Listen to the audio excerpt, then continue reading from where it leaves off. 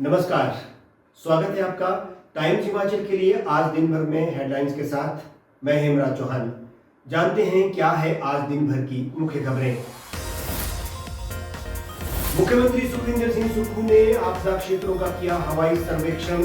चंबा में ground zero पर आपदा प्रभावितों से भी मिले अधिकारियों की ली बैठक। मंत्री हर्षवर्धन ने कहा, राष्ट्रीय आपदा घोषित करने का संकल्प केंद्र को भेजा।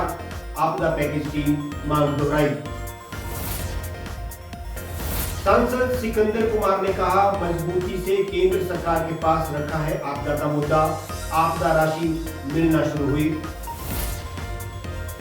मंडी से कोटली एनएच के निर्माण में नुकसान की भरपाई न मिलने से प्रभावितों ने कोर्ट को जाने की दी चेतावनी। अब खबरें विस्तार से।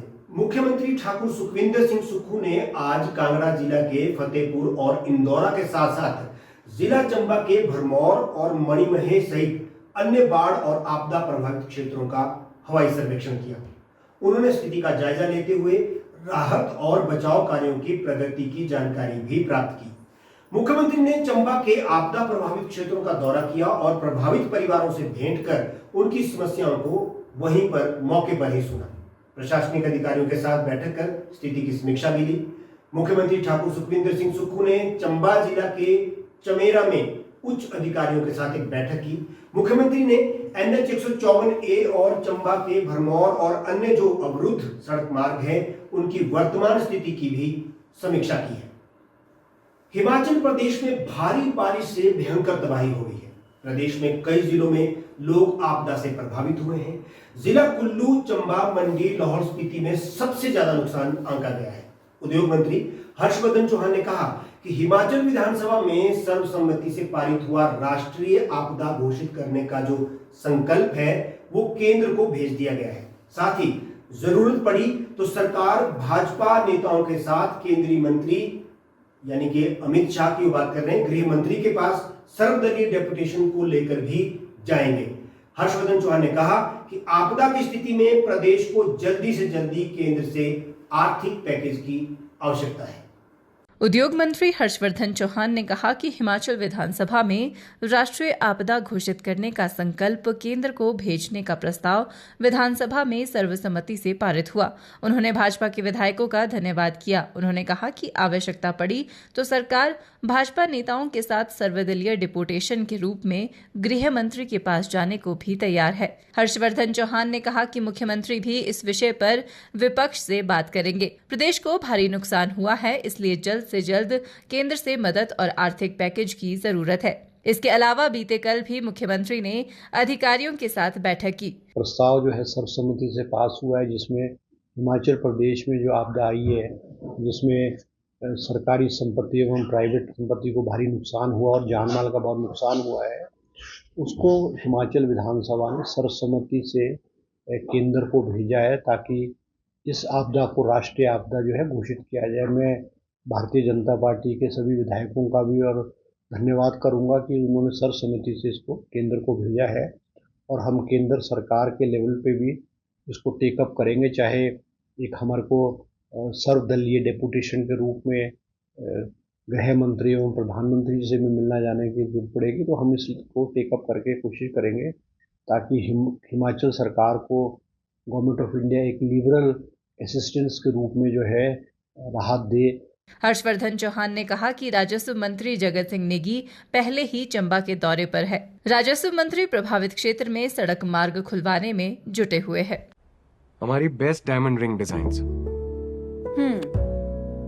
लड़की देखने गए थे तो पहली बार में पसंद कर ली थी। और दिखाइए। इनकी तरह गारंटी के साथ आती तो हाँ कर लेता। Happy anniversary.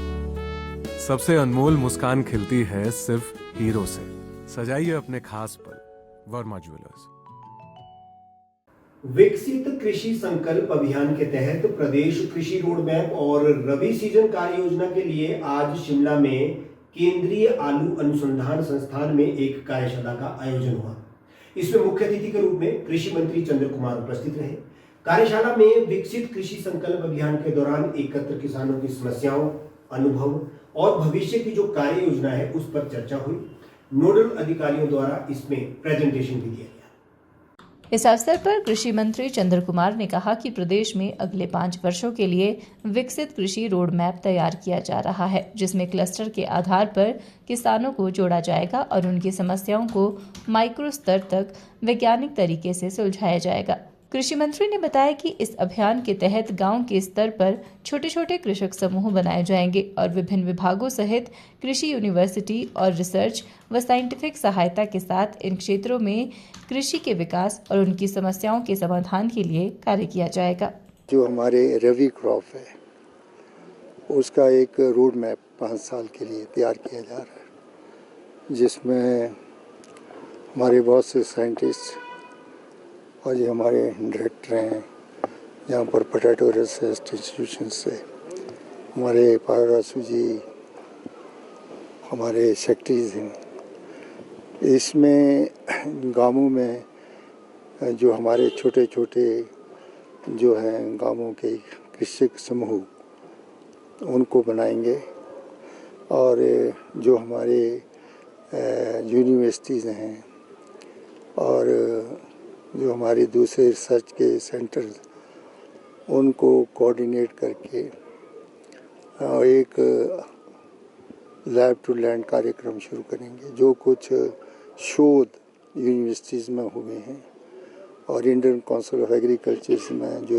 इम्प्रूव्ड वैरायटीज़ के जो सीड्स हैं, शोध हैं, रिसर्चेज हैं, इनोवेशंस हैं, उन सभी को लेकर के लोगों के समक्ष जाएंगे। इधर भाजपा की ओर से राज्यसभा सांसद सिकंदर कुमार ने कहा कि प्रदेश में आई आपदा के लिए केंद्र सरकार से मदद मिल रही है। वहीं उन्होंने कहा कि राज्यसभा और लोकसभा के सांसदों ने आपदा का मुद्दा जो है वो संसद में पुरजोर तरीके से उठाया और प्रधानमंत्री नरेंद्र मोदी और भाजपा के राष्ट्रीय अध्यक्ष जगत प्रकाश नड्डा और गृह मंत्री के समक्ष भी पहली बार ये मुद्दा एकजुटता के साथ रखा गया है, जिसके लिए प्रदेश सरकार को उनका आभारी होना चाहिए। सिकंदर कुमार ने ये बात तो कह दी, लेकिन उनको ये समझना जरूरी है कि प्रदेश सरकार की तरह ही उन्हें भी जनता ने राज्यसभा भेजा है और वो प्रदेश का नेतृत्व करते हैं। राज्यसभा सांसद सिकंदर कुमार ने बताया कि पहली बार राज्यसभा व लोकसभा में आपदा का मुद्दा प्रमुखता से रखा गया, जिसके लिए प्रदेश सरकार को आभारी होना चाहिए। उन्होंने कहा कि पहली इंस्टॉलमेंट के रूप में केंद्रीय आंकलन के अनुसार प्रदेश को 400 करोड़ रुपए की राशि मिल गई है व आगे जैसे जैसे जरूरत होगी केंद्र से प्रदेश को पूरी मदद मिलेगी। पूरे नेतृत्व जो है वो हम नड्डा जी के साथ और जो माननीय गृह मंत्री हैं अमित शाह जी के साथ माननीय प्रधानमंत्री तक जो है वो हमने आवाज़ बुलंद की है, संसद के अंदर भी बाहर भी, और राहत जो केंद्र की ओर से मिलना चाहिए तो मिली है और आगे जो मिलनी है वो प्रोसेस में है। और मुझे लगता है कि जितना इस बार पुरजोर ढंग से संसद के अंदर और बाहर जो आवाज़ बुलंद की है भारतीय जनता पार्टी के सांसदों का, वो प्रदेश सरकार को आभारी होना चाहिए कि जिस तरह से विधानसभा में भी एकजुट होकर जो है जो सरकार प्रदेश की चाहती थी वो विपक्ष ने भी उनका साथ दिया। हालांकि हल्के शब्दों में ये कहना कितना वाजिब है कि प्रदेश सरकार को इसके लिए उनका आभारी होना चाहिए, क्योंकि वो भी प्रदेश की जनता का ही प्रतिनिधित्व करते हैं। मंडी से कोटली तक चल रहे नेशनल हाईवे के निर्माण कार्य से हुए नुकसान पर किसी भी तरह की कोई भी भरपाई न होने से खफा वहां के जो प्रभावित हैं उन्होंने अब न्यायालय का दरवाजा खटखटाने का निर्णय लिया है। आज तलियाड़ में प्रभावितों ने कंपनी प्रबंधन के खिलाफ धरना प्रदर्शन करके जमकर नारेबाजी की। प्रोफेसर अनुपमा सिंह ने कहा कि हर स्तर पर कंपनी प्रबंधन के खिलाफ शिकायतें की गई, लेकिन कहीं से भी कोई सुनवाई किसी ने नहीं की। कंपनी को हालांकि काम से बाहर कर दिया गया है, फिर भी कंपनी यहां से जाने का नाम तक नहीं ले रही है और दूसरी कंपनी के हवाले भी वो काम को नहीं करने दे रही है। डाबर कंपनी होश में आओ, होश में आओ, होश में आओ, NHI होश में आओ, होश में आओ, होश में आओ।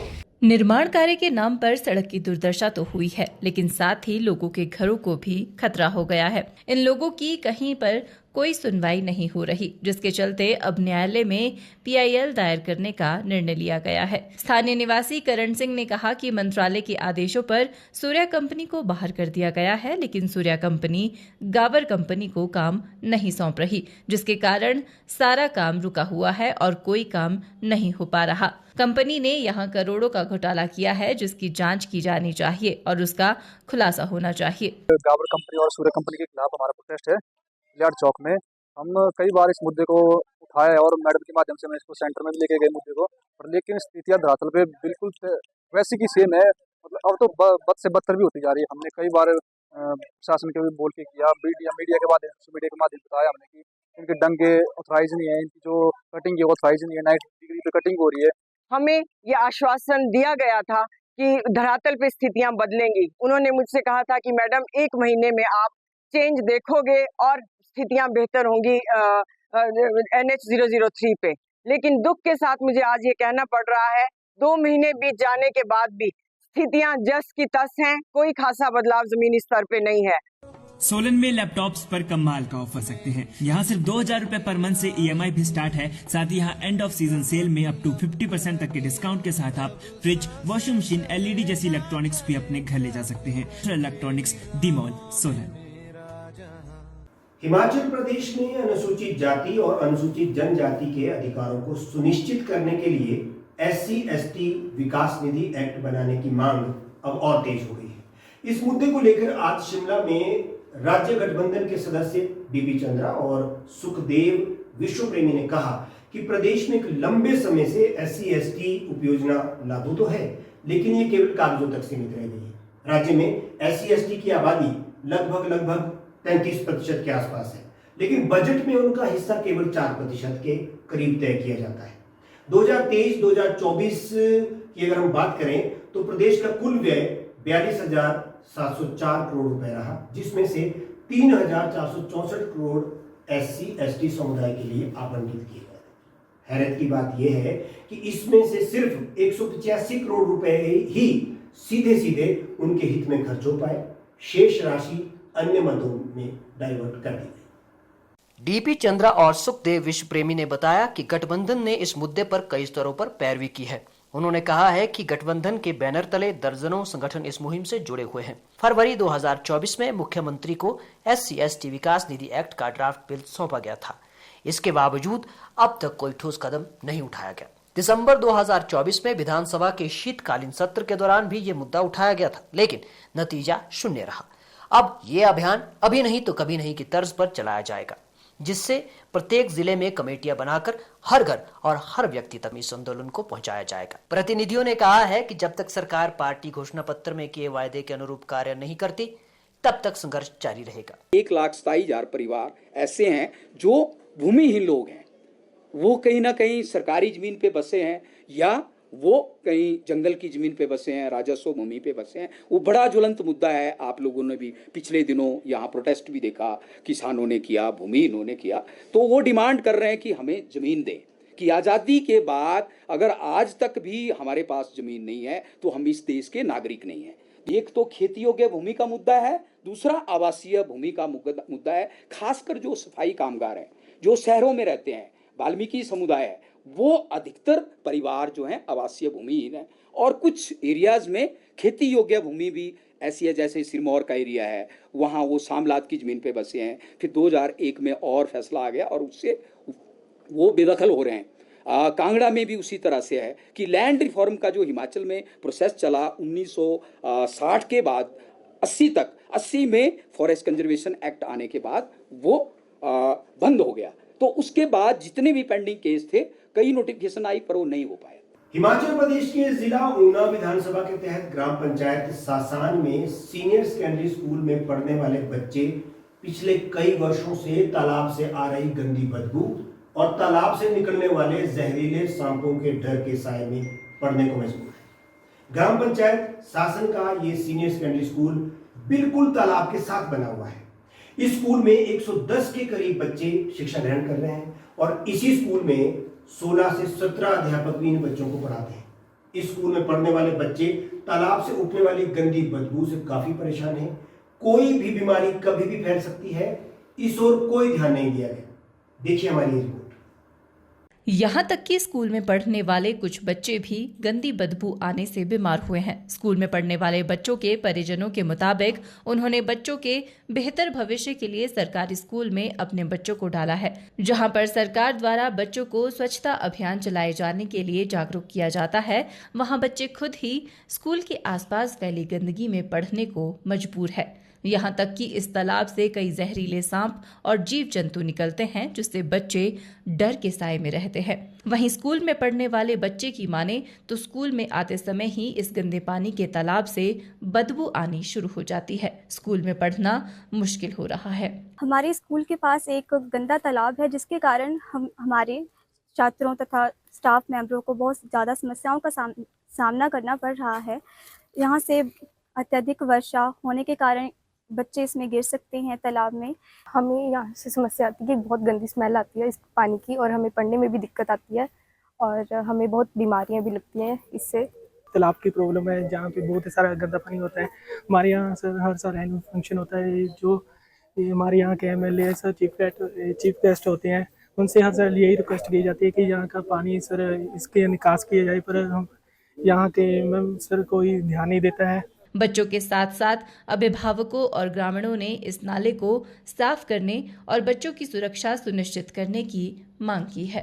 समस्या सर ये गंदे पानी की आ रही है, टीचर्स को भी और बच्चों को भी आ रही है बहुत सारी समस्या। जैसे स्कूल में जो प्रिंसिपल का ऑफिस है बिल्कुल साथ में ही है, तो इतनी गंदी स्मेल आती है कि सांस लेना मुश्किल हो जाता है। हमने जो देखा है, मैंने 2-3 साल हो गए मेरे को भी यहाँ मेंबर बने हुए, तो हमने यही मुद्दा रखा है कि ये जो तालाब है इसका कुछ किया जाए। सर जो भी जहाँ पे कोई भी आता है वो सभी बोल के चले जाते हैं जी हो जाएगा, हमने प्रस्ताव भी रखे हो जाएगा, 2-3 साल हो गए, नहीं हो रहा, कुछ भी नहीं हो रहा। समस्या सर ये तालाब की समस्या आ रही है। जो गांव में तालाब है, बहुत ज़्यादा गंदा पानी इसमें एकत्रित होता है और बच्चों को बहुत ज़्यादा प्रॉब्लम आती है, स्मेल आती है और बीच में जाने का खतरा रहता है, कोई बच्चा गिर जाए तो प्रॉब्लम हो जाएगी। पानी जो गंदा पानी आता है ना जी, समस्या वही है, और इसके कारण पूरा जो बच्चे यहाँ पढ़ते हैं, ठीक है जी, उनके लिए ज़्यादा खतरा है। खतरा चलो बच्चों के लिए भी नहीं है, बड़ों के लिए भी है। एक तो यहाँ गंदगी, जैसे पीछे मैडम ने बोला कि गंदगी के कारण बच्चों को बीमारियाँ लगने का डर है। हमारे बच्चे जहाँ प्राइमरी स्कूल में पढ़ते हैं, हाई स्कूल में भी, पहले प्राइमरी में पढ़ते थे, अभी जहाँ पढ़ते हैं, पर आ तो जाते हैं स्कूल, पर इस बात का डर लगा रहता है कि सुबह 9 बजे से लेकर शाम 3 बजे तक भी पता नहीं क्या हो जाएगा। कि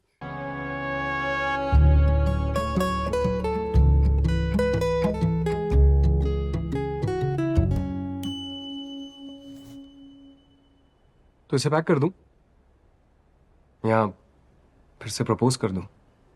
मैम,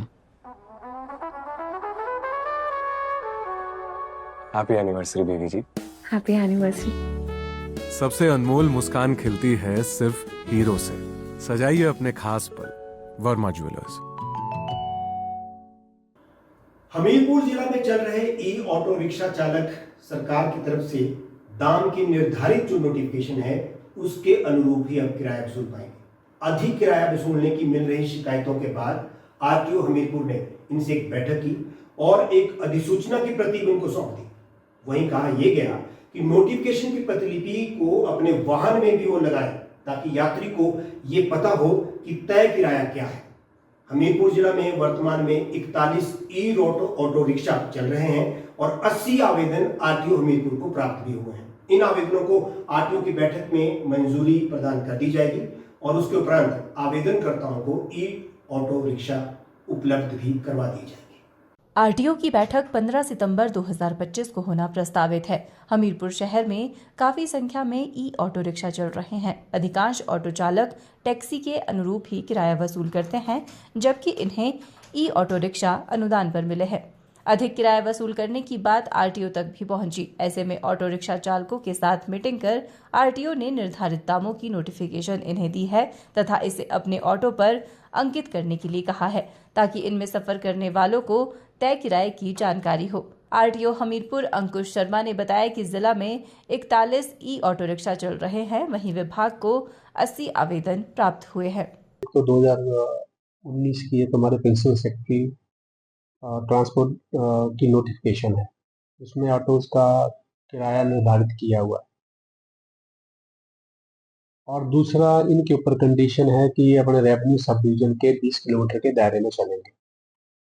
तो मैंने इनसे अभी 3-4 दिन पहले ऑफिस बुला के इनसे एक मीटिंग करी थी, इसमें इनको वो नोटिफिकेशन की कॉपी भी दे दी गई है और उस नोटिफिकेशन में लिखा हुआ है कि अगर कोई ये बदलाव चाहते हैं तो क्योंकि इनका दायरा है अपना रेवेन्यू सब डिवीजन, तो ये अपने कंसर्न एसडीएम साहब के पास जा सकते हैं। वहाँ पे एक कमेटी बनती है, उस कमेटी के हम भी मेंबर होंगे, तो वहाँ पे लोकल कंडीशंस को देखते हुए भी किराया निर्धारित हो सकता है। लेकिन जब तक वैसा नहीं होता तब तक जो नोटिफिकेशन की मैं बात कर रहा हूँ उसके हिसाब से चलेंगे। आज दिन भर में हेमराज चौहान के साथ बस इतना ही। ताजा अपडेट और खबरों के लिए आप बने रहिए हमारे साथ, देखते रहिए टाइम्स हिमाचल। और हाँ, हर अपडेट और खबरों के लिए हमें फॉलो करना ना भूलें, क्योंकि हम हैं सच की राह पर सबसे आगे। फेसबुक के साथ साथ हम यूट्यूब और इंस्टाग्राम पर भी उपलब्ध हैं। नमस्कार।